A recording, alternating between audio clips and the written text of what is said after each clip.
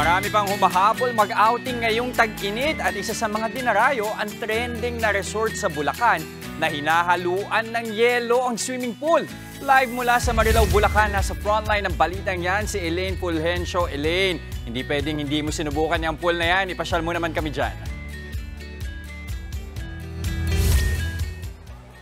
Jess, nakidayo na rin tayo sa isang resort dito sa Marilao, Bulacan dahil nga sa kakaibang trip nila, no? Yung mga nagsiswimming parang mga sahog sa palamig na hinahaluan ng mga yelo.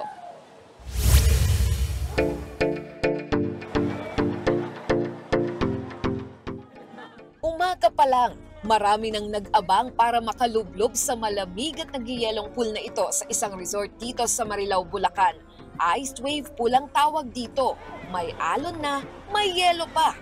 Pagpatak ng alas 2 ng hapon, isa-isang inihulog ang mga nakahilerang mga bloke ng yelo sa napakalaking wave pool. Kaya bata man o matanda, enjoy na enjoy sa pagbababad sa ice swimming pool to beat the heat. Pakulo ito ng resort ngayong ang tindi ng init. Yun yung kasagsagan talaga ng init. Sa gabi naman, mas madami din kasing tao sa gabi. Kaya meron din siya sa gabi.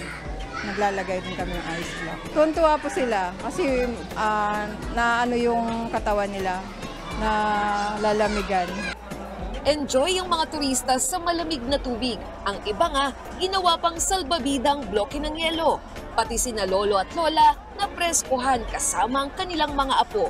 Kaya, malamig eh. Ngayon na kami nag-anong malamig. May yelo. Oh, na-amaze ako kasi first time kong makita, first time ko rin ma-experience.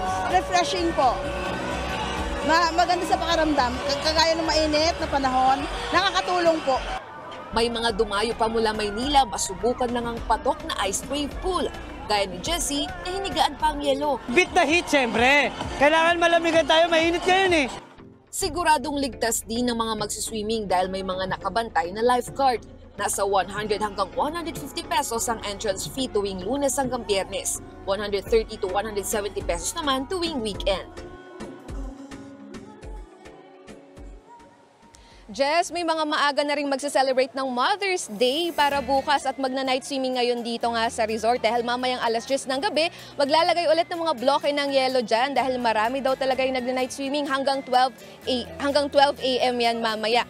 And of course, meron ding live band at fire dance. Nako Jess, mukhang magandang mag-outing dito. Nako, hanggang gabi gusto pa rin ng bloke ng yelo. Maraming salamat, Elaine Fulgencio. Mga kapatid, Jess De Los Santos po. Iba na ang may alam at may pakialam sa panahon ngayon. Para sa tuloy-tuloy na balitaan sa Frontline kahit weekend, mag-follow at mag-subscribe.